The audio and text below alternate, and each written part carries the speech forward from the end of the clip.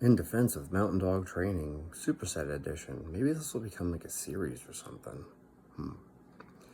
So Chris Edmonds, you should probably know who that is, Mountain Dog, made a post about how one of the best things he did was listening to John Meadows' advice about supersetting his shoulders, right? So doing delts immediately followed by delts.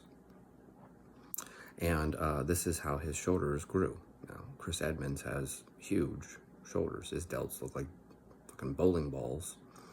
So Chris made this post talking about, John Meadows and how this was one of the best things he did.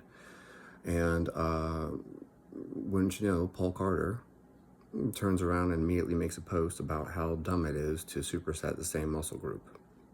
So once again, Paul Carter making another post about how, John Meadows is dumb. This seems to be a recurring theme, which is why I said that maybe this will turn into a series, because Paul likes to make posts about how dumb John Meadows is all the time. And I don't really care about bodybuilding, but I find it really weird to criticize a man who can't defend himself, obviously. And so I'm going to speak up. My interaction with John about my quads was on Facebook. It was Facebook Messenger. And so I'm not a bodybuilder, not anything even close. I have no interest in bodybuilding. However, I did want to move up weight classes. And so because I'm not stupid, I'm an idiot, but I'm not stupid. I thought to myself, hey, who's really good at getting bigger is bodybuilders. And so maybe I should listen to bodybuilders about diet and training if I want to get bigger. Because if you want to move up weight classes, you have to get bigger. What a radical concept. I know there's tons of guys who are like, I want to get bigger, but I don't want to gain weight. I never understand that. So anyways, I have this conversation with John Meadows via Facebook Messenger. In fact, I don't even think it was called Messenger back then. It was just like direct messaging people or private messaging people. Anyways, so I'm messaging back and forth with John Meadows, and I tell him, my problem is that, when it comes to the front squat, like I can't front squat to the point where my legs actually truly hit failure. It becomes a breathing issue because you're trying to hold that rack position. And then additionally, I can't hold that rack position forever because, my back starts to fatigue.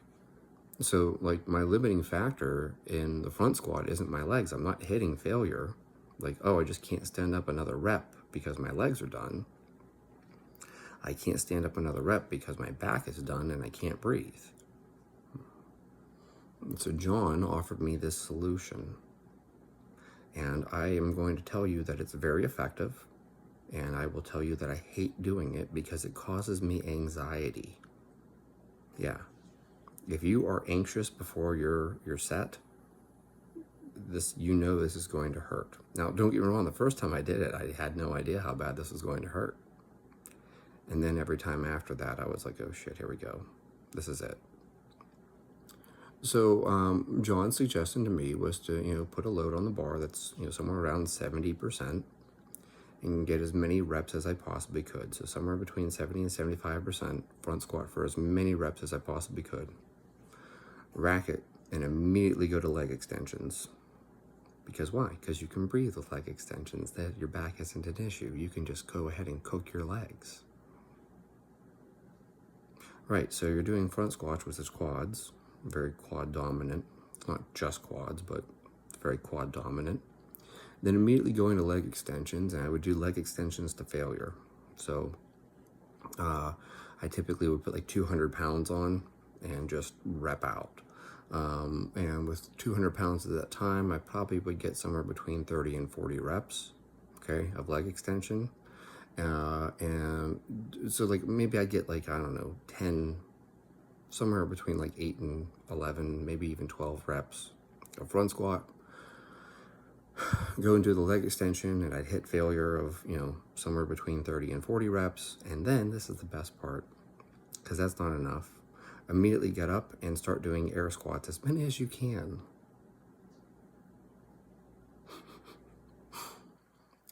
If you do this effectively and you really truly go hard, you will have a hard time getting 10 air squats.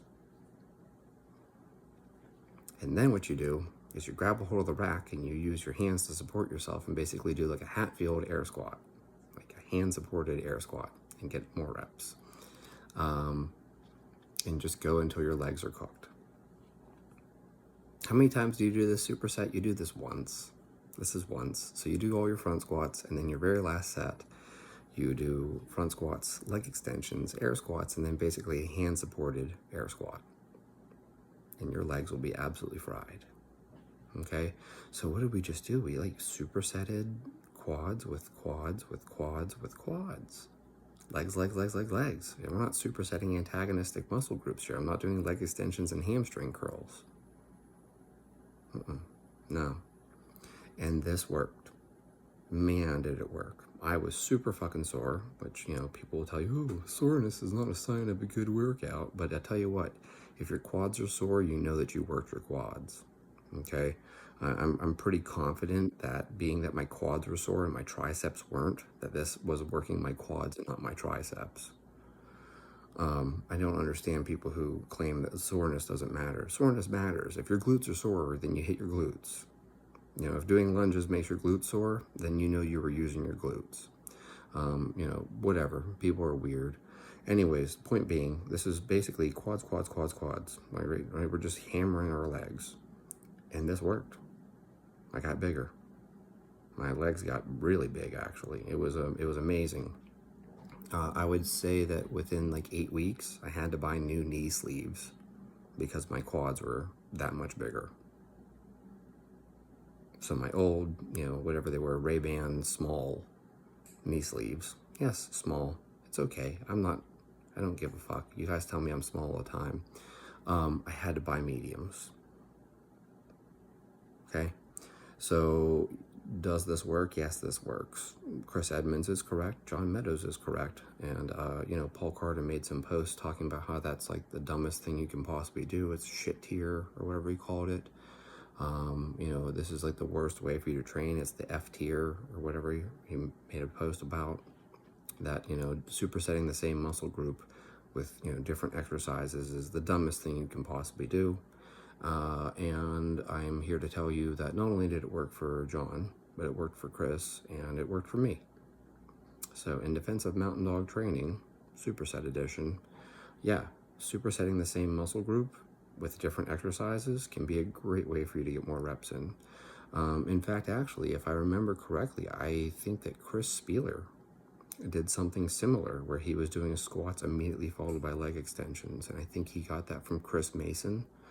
I feel like there might have been a third movement in there, but I don't remember what the third movement is, but it was called a giant set. And basically you did legs, legs, legs. Radical concept. And the point being is that you can only get so many reps of a front squat, like even a back squat. I mean, it's really hard to squat to failure, unless you have like amazing form and you can get stapled to the floor and you have spotters who are going to pull the bar off of you.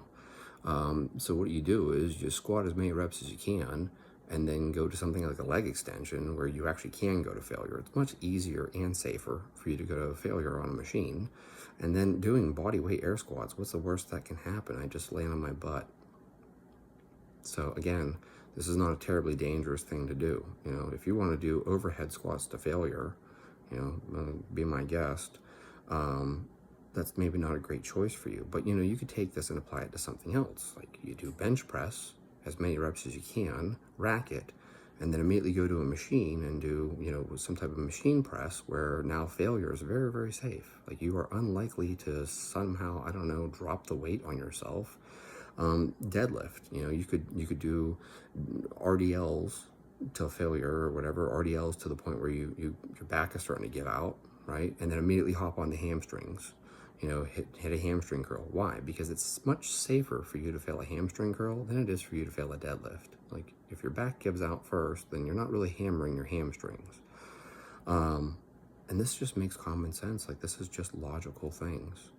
So, yeah, squatting to failure has a certain inherent risk in it. So you squat as many reps as you can safely, when form starts to break down, obviously we haven't actually hit muscle failure, we just hit technical failure. Rack it, jump on the leg extensions. This makes perfect sense to me.